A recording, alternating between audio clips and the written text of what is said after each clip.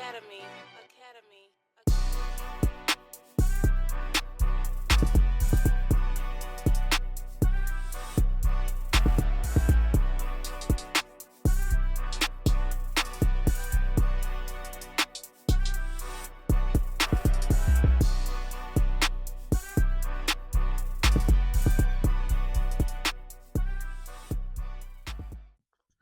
What's going on YouTube? It's your boy Good Feet, and we're back with building one fast manual G80 vlog episode number 31. We are rocking and rolling, y'all.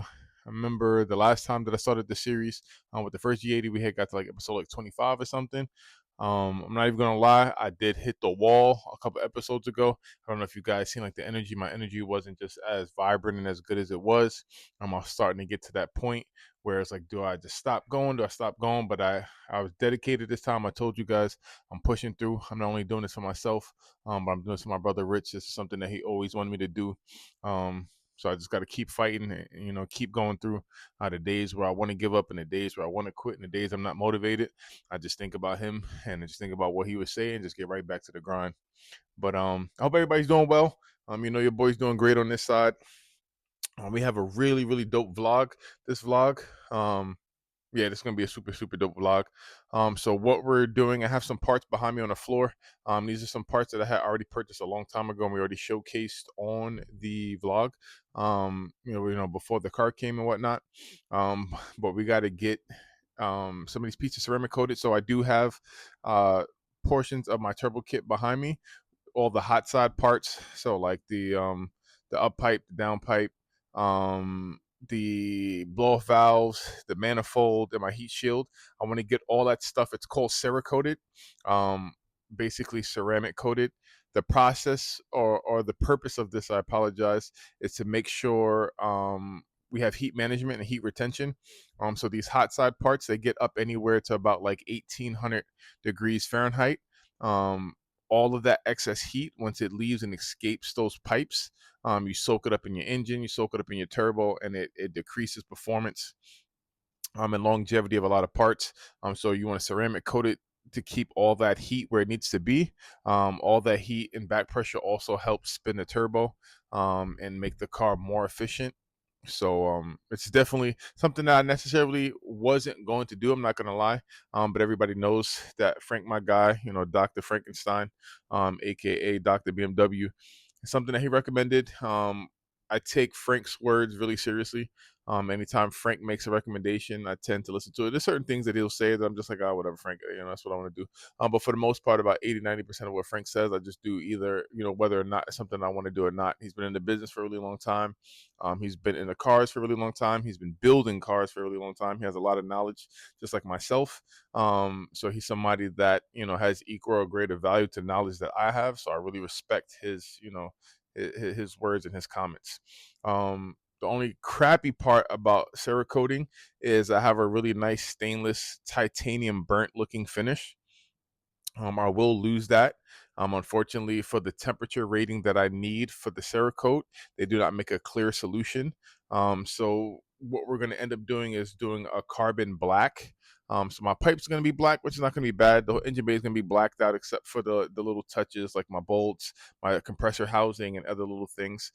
So it's not the worst thing in the world. I wanted it to pop a little bit more as far as the piping.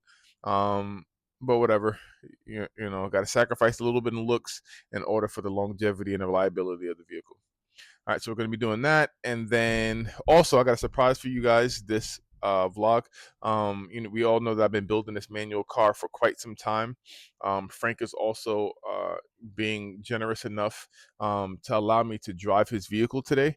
And I want to give my overall impressions and review to you guys about two different things.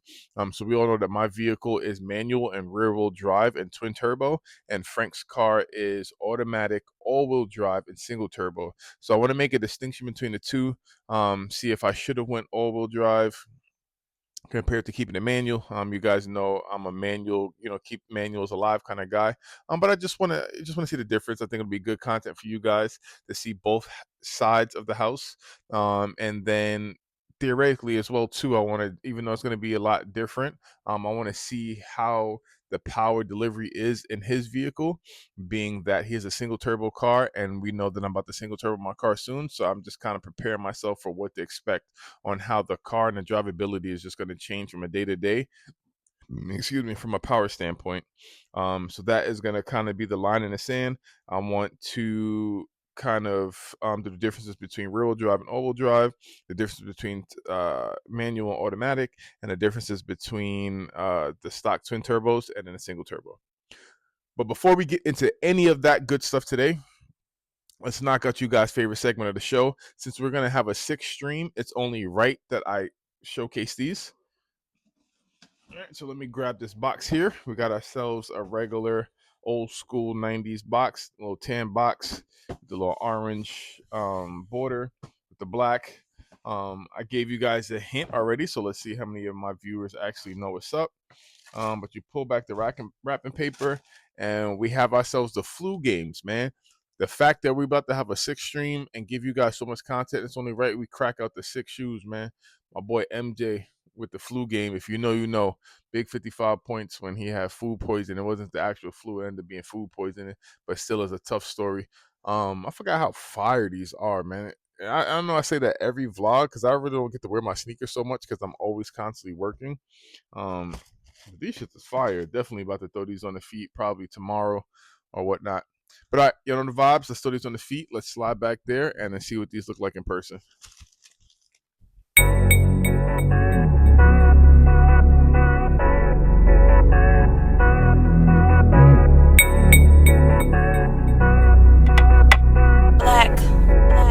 Academy.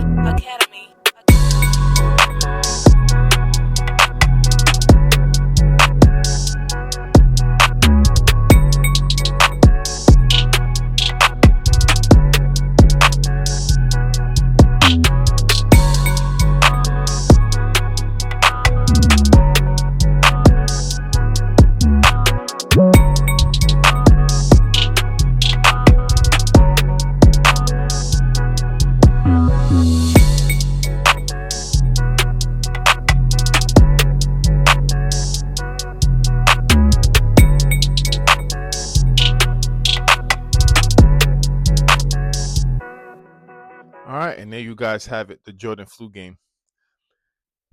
But all right, let's get back into today's vlog and video. I'm about to flip the camera real quick so I can show you guys exactly what I'm taking over to Frank to get Cerakoted. All right, so here are my hot side turbo pieces.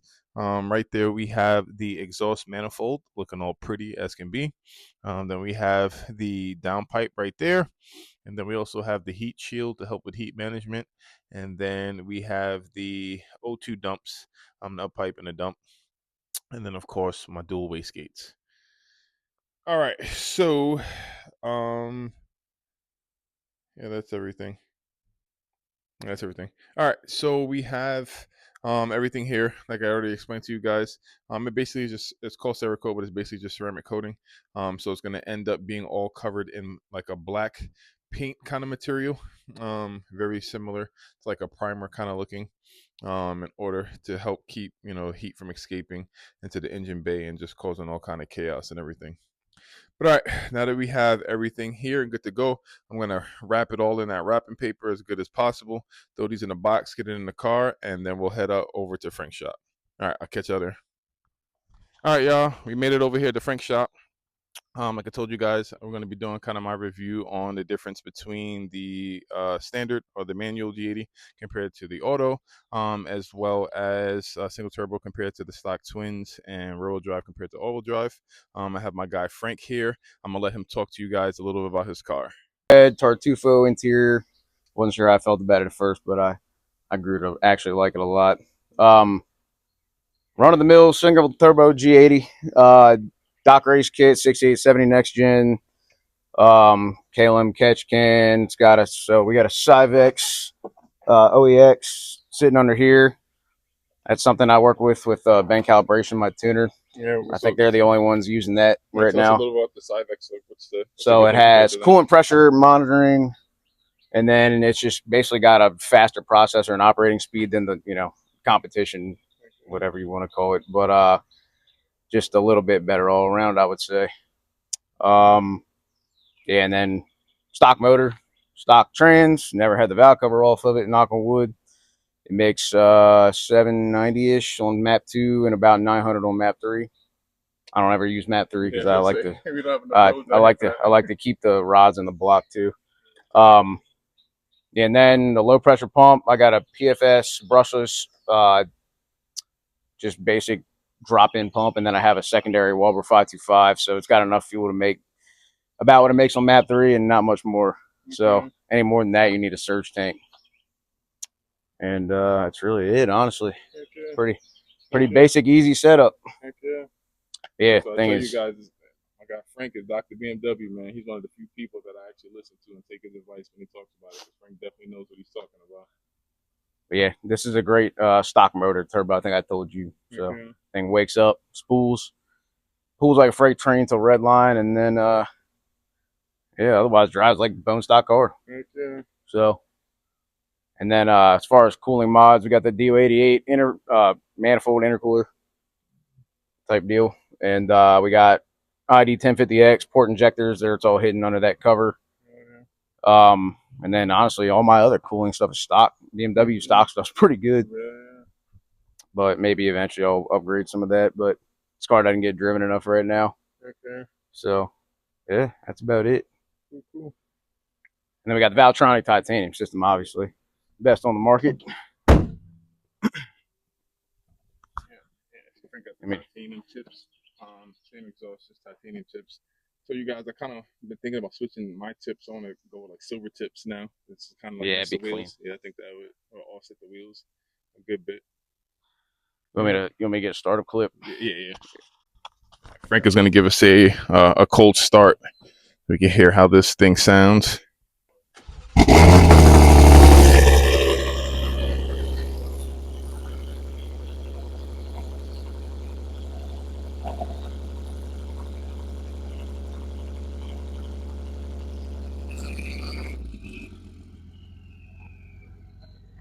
That turbo spool, man.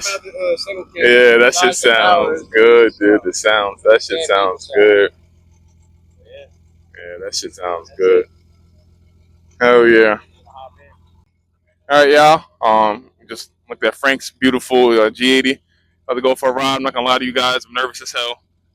But we're gonna see what the difference is between the single turbo to the manual turbo. So I'll catch you guys inside.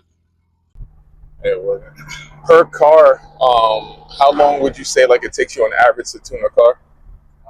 Like hours wise, I know you can't days wise could change, but yeah. MHD, I mean, like a regular automatic MHD plus like a single car, you mean? Like Yeah, like a single turbo setup. I mean, we're like 13 revisions in on this car. Okay. But anywhere between like 5 and 15. Oh yeah. Depending on how, every car is a little different. Yeah, a little more finicky than others. Depends on the setup and what your goals are, and all that good stuff. Like, MHD's always coming out with firmware updates and software updates, so you gotta, always takes a little bit of adjusting for those. Sometimes things are a little different. Yeah. So, percentage wise, how much would you say like most of your tuning or when you tune with them is done like on a street compared to like putting it on a dyno? I do all my setup stuff on the street. Yeah. Pretty much get it as dialed as possible on the street, and then it's always a good idea to get the dyno and see what kind of power numbers you're making. You can only estimate on the street. Most certainly. There's a lot of data you can look at and whatnot to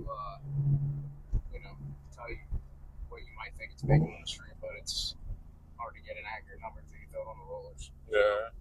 Like this thing was making, this thing made, I think on our first pull map, they're like 950. It's way too high, so we had to tone it down a little bit to keep the keep the rods happy. I think this is on map 2 right now. How long have you had your single kit on the car so far? January, so 5.5. 6 months, about 6 months to say.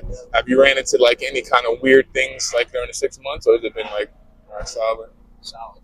Oh yeah. I drove this thing, I think probably, it's got 15 miles on it, probably like 7,000-8,000 miles already. Probably 8,000 miles since I put the turbo kit on. Oh yeah. And knock on wood. Oil changes every 3,000 miles, spark plugs every other oil change. It's a good idea. yeah. Especially because I run nothing but ethanol. Yeah. And I mean, basic maintenance. Yeah. That's really it. Once you do the install right, it's not a whole lot of stuff That could go wrong, right? I mean, there is, but you minimize that for sure. Like everything is heat shielded, everything is wrapped. All the wastegate lines are heat shielded and wrapped. Oil drain lines all heat shielded and wrapped. All the hot parts have cerakote on them, so minimize your heat, minimize issues, helps minimize issues. Hell yeah. Yeah, good at that. Seems pretty solid. Yeah. I know that we can catch game on this weekend. Yeah. Right, need to. Do a little tipping.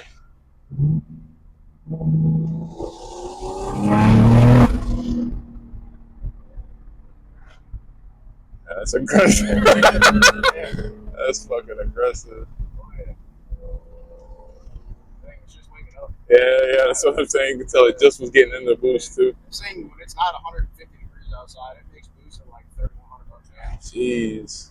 687 extra, best stock motor turbo there is. Hell yeah. But I would say this thing has 30 pounds of boost before 3,500. Oh wow. It's not like a million degrees right now. Yeah. So it's probably heat soaking like shit. Yeah.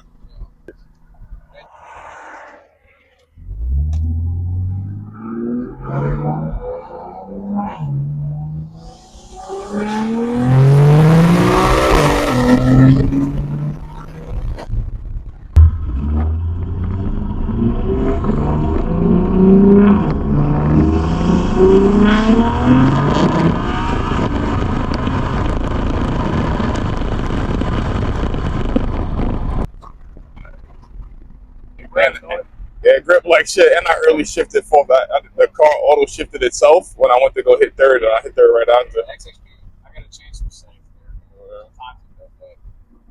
Sometimes you look at that and you don't realize if it's a light press.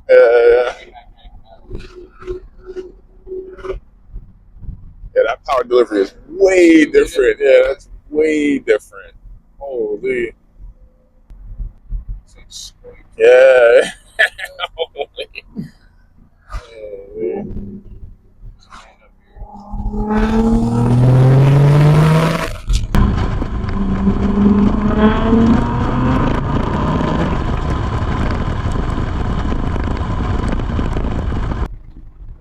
Yeah, this shit fucking screams, dude. I can't wait, man. Cannot wait. No wheel spin right now either. Yeah, it's hot as shit, so it's hooking up. Yeah. Probably also down 100 horsepower right now. Yeah, probably with all the heat soaking bullshit. Not good boost weather. Yeah, not at all. All right, y'all. Just got out of Frank's car. That car definitely is a lot different, and it definitely is a lot to talk about. Giving my good honest review on everything between the differences of both vehicles. I am going to slide over to the house, and then I will catch you guys in the Good Feets Man Cave, and then we'll go over everything. We'll go over everything from today. All right, catch y'all in a sec. All right, Good Feets fam, we made it back into the man cave. We have a lot to talk about. I'll try to trim this down as much as possible and just kind of give you guys my thoughts. We'll start from, I guess we'll just give green marks or check boxes. We'll start manual versus automatic. I truly enjoy driving my manual vehicle. Even on my way home, as fast as the autos are and good and dandy, and the HXP does all the shifting for you and whatnot. That is great. I like the more engaging feel of controlling the vehicle. I can see why the auto guys, after having their car for a couple months, just up and sell the vehicle, because if you're not like going a million miles an hour, the car is not enjoyable and it doesn't really have a soul or a life to it. Even my car, like with the upgraded clutch, the shifter, everything like that, the car's constantly giving you feedback and it's constantly kind of like bucking at you a little bit, which makes the car really engaging. So we're going to give the manual the check mark on, based upon manual versus automatic. And then we will talk about all-wheel drive to rear-wheel drive. Just because of how hot it was today, I really was not able to see too much of a difference in the all-wheel drive. Let me explain why. Because the pavement has been so hot, we've been in like 100-degree weather. I've been having really no issue hooking up, and all of the suspension component parts, the hard parts that Frank installed on my car a couple months ago with the alignment, make it to where even when the car is spinning, it's still going straight. So this is going to be something that is going to be a preference to different people. But me, I actually prefer the rear wheel drive over the all wheel drive. The all wheel drive is cool. It hooked up, it got up out of there. But I like the slight spinning sensation, the slight braking grip a little bit. Again, that's more of a driver feel for me. And like I said, how hot it has been recently, even when my car spins a little bit, it's still spinning straight and it's getting up out of there. So in all theories, if you're like racing, if you're trying to trap a better time, you definitely want the all-wheel drive. But just for me and my preferences and what my vehicle like the purpose it serves for me, I enjoy the rear wheel drive more than the all wheel drive. I might have to redo this or kind of repost or retest this or repoll this when it's cold out. Because I'm you probably not probably, but you definitely can use the all-wheel drive G80 more year round compared to me. Like once the ground gets cold, I'm putting a car up for a couple months where I may be able to get like an extra month or two out of the all-wheel drive. And then when it comes for the power delivery, all right, so this one was particular tough. I probably won't give a check mark on either one of these. I just kind of give you guys my feedback and just what my thought process was. Two total different monsters, right? I would say just because of what the DA is today, before we were in the car, just didn't record that. Frank did notice that the DA was positive 3,000 today, so just the humidity and all the the water in the air, and just the how hot and heavy and dense the air is way high. Um, especially in a single turbo application, that's going to drive the power down a good bit. So what I would say, and we would have to had thrown the cars on a dyno today to really come to that determination.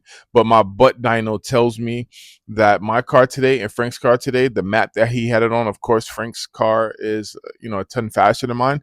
Once he goes on map 3, but the map 2 that he's on and the map 2 that I'm on, power levels felt really similar, right? It felt really similar.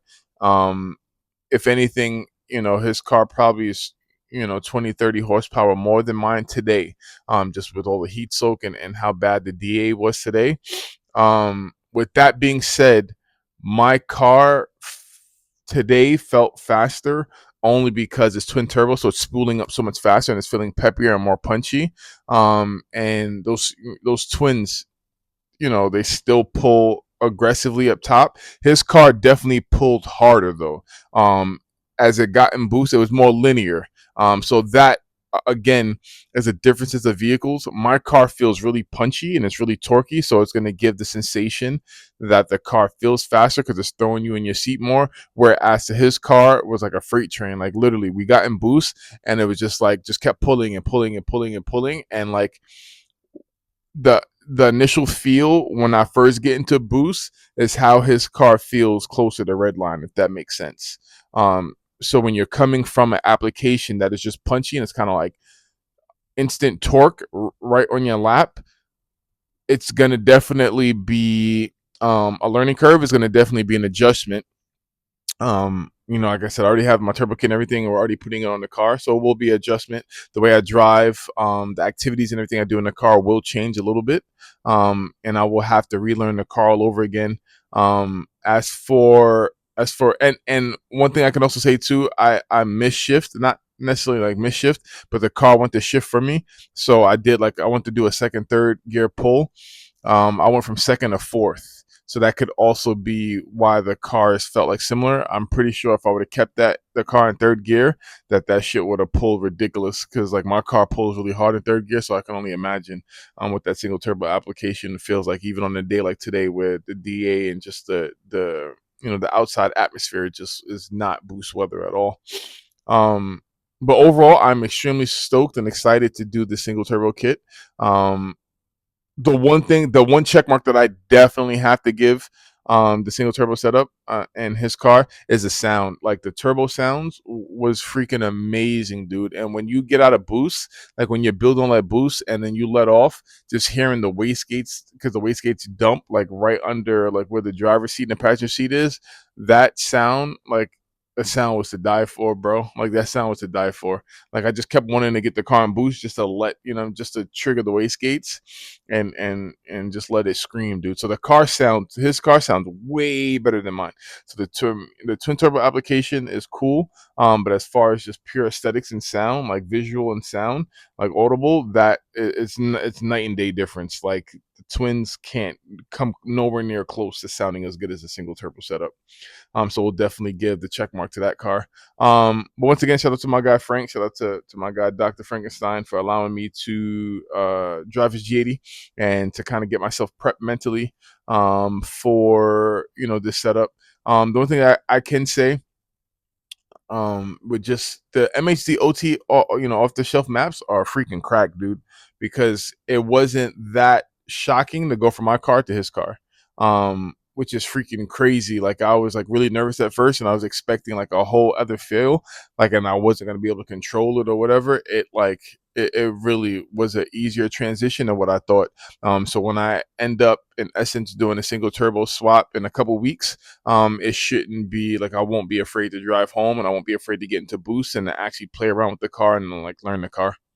But we'll wrap up this video here. Like always, I appreciate all the love and support that you guys been giving. If you're still active at this moment and you haven't already, like, comment, and subscribe. Just to let you guys know, the comments, everybody that comments, I do tend to comment, fairly fast back. I enjoy, and I kind of want all you guys comments, just feedback. Tell me if you guys are enjoying the video, if you're enjoying the content. That way I know what more to produce and put out for you guys. But all right. I appreciate everything and I appreciate all you guys, man. And I will catch you guys on next week's vlog.